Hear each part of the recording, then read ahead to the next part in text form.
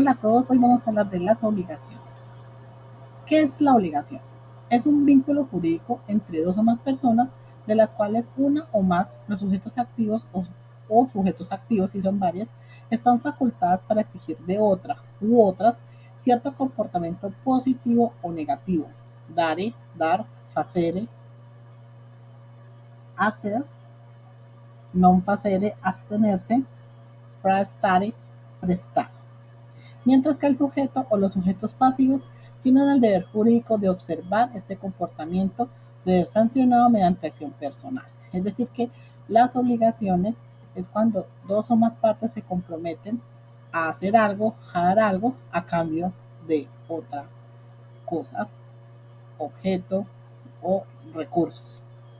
Los elementos de la obligación son, por tanto, uno o más sujetos activos, creditores, rei credendi, que son los acreedores, o uno o más sujetos pasivos, que son lo que nosotros conocemos como deudores. Y un objeto que debe consistir en algo que un dar, facere o prestare. Esto, o sea, es decir, la cosa en cuestión que se da, se presta. El objeto de la obligación es el comportamiento que a su vez eventualmente se va a referir a un bien material.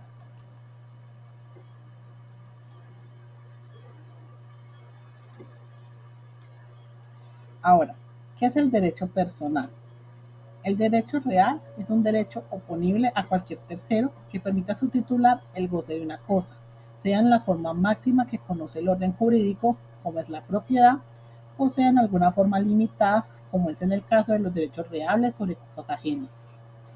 El derecho personal, en cambio, permite a su titular reclamar determinada persona la prestación de un hecho, ya sea negativo o positivo, que puede consistir en dar, transmitir el dominio sobre algo, prestar, realizar un acto sin inmediatas consecuencias visibles, como cuando se garantiza una deuda ajena o cuando uno se hace responsable de cuidar de un objeto o se declara dispuesto a posponer el cobro de un crédito. Estos derechos personales son correlativos a un deber individual por parte del deudor. Como diferencia especial entre los derechos reales y personales, encontramos que aquellos son oponibles a terceros y estos no. Consecuencia de esta diferencia fundamental es que cualquiera puede violar un derecho real ajeno, mientras que solo el deudor mismo puede violar un derecho personal del acreedor. Otra consecuencia consiste en que un derecho real es eficaz mientras exista el objeto sea localizable y no lo haya adquirido un tercero por prescripción adquisitiva. Con frecuencia oímos hablar de las diferencias entre derechos reales y personales. Los derechos personales producen satisfacción a sus titulares de una manera que provoca su extinción, mientras que los derechos reales tienen una existencia que en principio es limitado en el tiempo, de manera que la satisfacción que otorga a sus titulares no va en perjuicio de la misma existencia de estos derechos. El derecho real por excelencia es la propiedad. Puede dar satisfacción por uso, por fructi, pero también por usufructo. También este le da la opción de disponer sobre él en la manera en que estos se pongan, y también hay una opción de consumo de estos bienes, donde la satisfacción la obtiene el titular del derecho y al final provoca la extinción del derecho mismo. ¿Cuáles son las clases de obligaciones? Tenemos obligaciones unilaterales y obligaciones sinalamácticas. En la obligación unilateral, los deberes corren a cargo de una sola de las partes. Un sujeto es plenamente deudor, el otro es plenamente acreedor. El alitus stipulator alias promitit, el uno se hace prometer, el otro promete. En las obligaciones sinalamácticas, ambas partes tienen deberes para la otra parte y también derechos. Son mutua obligaciones, es decir, obligaciones mutuas de parte y parte. Dos, tenemos obligaciones stricti juris y obligaciones bona fide. En caso de una obligación stricti juris, el sujeto pasivo está obligado únicamente a lo estrictamente pactado, sin que el sentido común o la equidad puedan gravar o atenuar el contenido de su deber. Tenemos obligaciones abstractas y obligaciones causales. Las primeras establecen deberes sin referencia alguna al origen de las mismas. surgen en el mundo del ius strictum y es precisamente esta rama de los negocios stricti juris de donde se deriva la precitada obligación cambiaria. Tenemos obligaciones civiles y obligaciones naturales. La obligación civil proporciona al acreedor posibilidad de acción en caso de incumplimiento del deudor. La obligación natural, por el contrario, no crea un derecho procesalmente eficaz. Si el deudor no cumple, el acreedor no encontrará acción alguna a su disposición para forzarle a cumplir o a entregar el equivalente monetario del objeto de la obligación, más daños y perjuicios.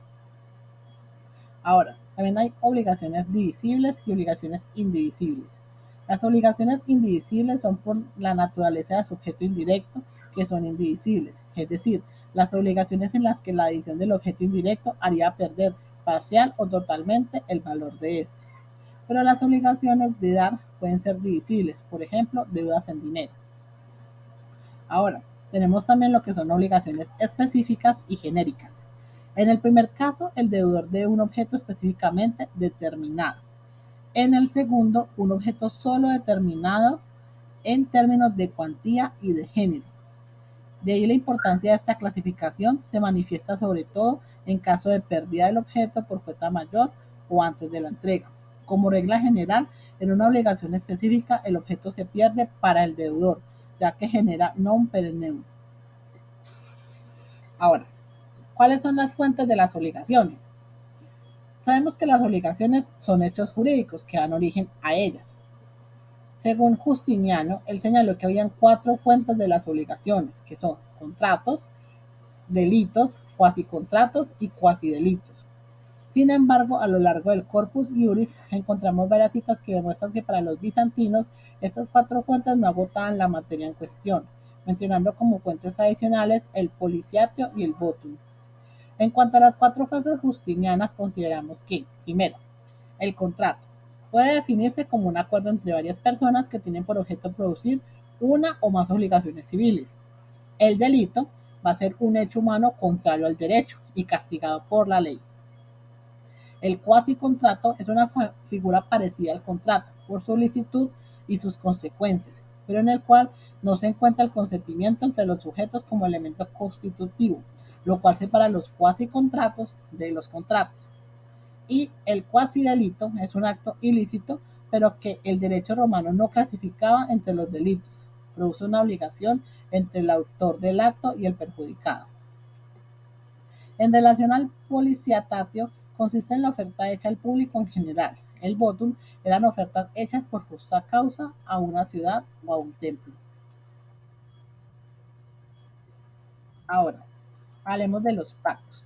Los pactos tenían diferentes formas de clasificarse y materializarse. Sin embargo, aunque no existe unanimidad de las opiniones entre los romanos sobre este punto, hay argumentos que permiten suponer que los simples pactos, los pactos nudos, tenían cierto efecto jurídico, engendraban obligaciones naturales, de modo que su cumplimiento voluntario no podía considerarse como un pago de lo indebido o una donación. En el derecho justiniano, si el pactus nudo no producía acción, cuando menos ofrecía una defensa al producir una excepción. Este principio general tuvo antecedentes en plena época clásica. Entre estos se distinguen 3 categorías. Primero, pactos adectos, puesto que en contratos de buena fe el juez tenía que tener en cuenta la intención de las partes y las demás circunstancias del caso. Era natural que los pactos concertados por las partes en el momento de celebrarse un contrato de buena fe tuvieran eficacia procesal. Habían pactos pretorios, en interés de la vida económica. El pretor concedía acciones y excepciones con fundamento en algunos pactos, los cuales por esta razón pasaron de la categoría de pactos nudos a la de pactos vestidos. Y tras tenemos los pactos legítimos. Varias constituciones imperiales concedían un actio ex lege para exigir el cumplimiento de algunos pactos, ante entonces nudos. Como tales pactos legítimos debemos mencionar: 1. La promesa de dotar, la promesa de donar y el convenio de someter eventualmente a pleitos futuros la opinión de uno o varios árbitros. Ahora, ¿qué son los cuasicontratos? Los cuasicontratos se parecen a los contratos por ser lícitos y engendrar obligaciones, pero a diferencia de ellos, falta el consentimiento. ¿Cuáles son los casos más conocidos? El uno es la aceptación de una herencia, que podía crear deberes del heredero a favor de legatarios o fideicomisos. Otro es la aceptación de un legado que podía crear deberes del legatario a favor de un fideicomisario. Otro muy común es la copropiedad nacida de circunstancias ajenas a un acuerdo de las voluntades de los copropietarios, como cuando nace de un legado, gerencia o donación. Cuarto, la aceptación de la tutela, que creaba deberes a cargo del tutor a favor del incapaz. Como en este ni siquiera podía dar un consentimiento válido, era evidente que equivalía a un cuasi contrato. Y quinto, la tenencia de ciertos objetos, como en un testamento, que obliga a mostrarlos a otros interesados, deber de ser sancionada por la actio et exhibendum. Ahora, los tres cuasi contratos más conocidos son, primero, la gestión de negocios. Para evitar un daño a algún amigo o vecino ausente, alguien podría intervenir a su favor sin haber recibido instrucciones al respecto. Otro es el enriquecimiento ilegítimo. Este cuasicontrato nació como repercusión de varias acciones creadas por los pretores en los casos en que había un traspaso de riqueza entre dos personas, no completamente justificado por la conciencia jurídica. Y el tercero es la lex rodia de viactu. Según esta ley, la pérdida que sufrían los propietarios de mercancías arrojadas de un barco para salvar este debía repartirse entre todos los interesados en proporción de su interés. Ahora, los delitos. En la antigua Roma encontramos delitos públicos, crimina, y delitos privados, delicta. Los primeros ponían en peligro evidente a toda la comunidad. Se perseguían de oficio por las autoridades o a petición de cualquier ciudadano y se sancionaban con penas públicas. Tenían orígenes militares y religiosos. Los segundos causaban daño a algo en particular y solo indirectamente provocaban una perturbación social. Se perseguían en iniciativa de la víctima y daban lugar a una multa privada a favor de ella. Fueron evolucionando desde la venganza privada, pasando por el sistema del talión y por el de la composición voluntaria. Esos delitos privados eran actos humanos, contrarios al derecho o a la moral, de consecuencias materiales a veces intencionadas, pero de consecuencias jurídicas no intencionadas, que daba lugar no solo a una indemnización, sino también a una multa privada en favor de la víctima, y que únicamente podían perseguirse a petición de ésta. No se trataba necesariamente de actos dolosos. Entre los antiguos delitos privados debemos distinguir tres, del ius civile y cuatro del ius honorarium. De los del ius civile eran robo, daño en propiedad ajena y lesiones.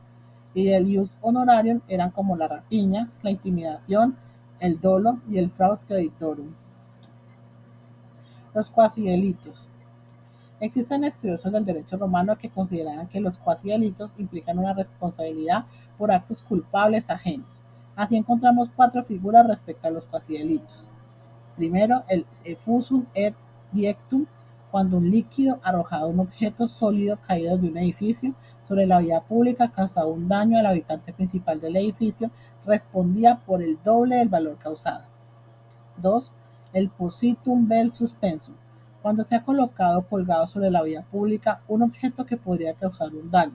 Cualquier ciudadano podría denunciar el peligro y recibiría entonces en recompensa una multa privada de 10.000 sestercios. Tercero, el juez que hacía suyo el litigio, dictando una sentencia injusta. Es posible que originalmente este cuasidelito se basara en la culpa del juez y que esta figura, una vez establecida, se extendió luego al caso del dolo judicial.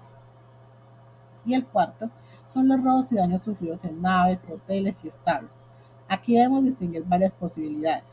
Si el culpable resulta ser esclavo del hotelero, barquero o propietario del establo, o su dueño le correspondía pagar la indemnización más eventual, una multa privada, pudiendo empero optar por el abandono noxal.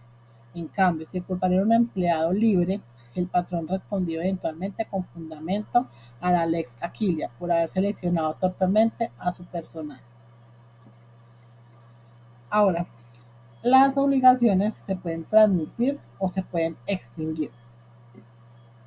Como la obligación crea un vínculo de derecho entre el acreedor y el deudor, es una relación que en la mayor parte de los casos se ha formado intuitu personae, de aquí que el acreedor no pueda libremente ceder su crédito a otra persona porque variarían los extremos de la relación. El acreedor no puede sustituirse por otro, en principio, como tampoco lo podrá el deudor. El crédito es un derecho anexo a la persona, que solo puede ser transmitido al heredero, continuador de la persona del difunto o entre vivos al adrogante. Las necesidades prácticas obligaron a vender los créditos como un elemento activo del patrimonio, como lo son los demás bienes corporales, y lógicamente deberían ser objeto del mismo tratamiento. De manera que si el pater familias necesitaba dinero, en lugar de vender un bien, vendía o cedía un crédito. Aunque la obligación se extinguía comúnmente cuando el deudor liquidaba la deuda adquirida, con lo cual se desligaba el vínculo contraído con el acreedor, en la jurisprudencia romana se consideraban dos grandes formas de extinguir una obligación. Normalmente, la obligación se extingue por el hecho de cumplir el deudor con la prestación, es decir, esto es con el pago. Entonces, tenemos, se puede hacer por uno, la solución o pago efectivo. Es simplemente hacer efectivo el pago de lo que se debe o llevar a cabo la obligación de dar. Entonces, el acreedor entrega el dinero y el deudor se compromete y va pagando las cuotas o las mensualidades que se hayan estipulado. La innovación es cuando se sustituye la obligación inicial por otra. La inicial se extingue y surge una nueva obligación. 3. La remisión o condonación. Consiste en el perdón que hace el acreedor de la deuda, que solo puede hacerse efectiva si tiene pleno derecho sobre la cosa o el bien. La compensación. Esta figura se presenta cuando existen obligaciones recíprocas entre las partes, es decir, que se deben cosas mutuamente. Quinto, la confusión. Es cuando en una misma persona se reúnen las calidades de acreedor y deudor, pues una persona no puede obligarse a sí misma, ¿cierto? Ahora, tenemos la pérdida de la cosa que se debe. Como su nombre lo indica, ocurre cuando la cosa que se debe, el cuerpo cierto, se destruye, deja de estar en el comercio, desaparece, se desconoce si existe. En este evento hay que tener en cuenta si fue culpa del deudor que esto sucediera. En este caso, la obligación va a seguir vigente aunque el objeto de la misma cambie y puede configurarse algún tipo de indemnización por los perjuicios que pueda sufrir el acreedor. Tenemos la declaración de nulidad o por la rescisión, cuando la celebración del contrato o medio por el que se generó la obligación sea nulo al no cumplir con los requisitos que dispone la ley para que tenga validez jurídica. Por eso es muy importante que cuando se hace un contrato por algún tipo de obligación se siga y tenga lo que la ley exige. Y lo octavo es la prescripción, dada porque con el paso del tiempo el acreedor pierde el derecho a exigir el cumplimiento de la obligación por no hacer ninguna exigencia anteriormente. Entonces, por ejemplo, es como pasa con las letras de cambio, los títulos valores, que tienen cierto tiempo para prescribir. Entonces, desde el momento en que el acreedor, el deudor, no está cumpliendo con sus obligaciones, el acreedor debe empezar a seguir las vías que tenga a su disposición para que la acción no prescriba y pueda lograr el cobro de su deuda. Bueno, esta fue la bibliografía utilizada. Espero que hayan aprendido algo de obligaciones y nos vemos en una próxima oportunidad.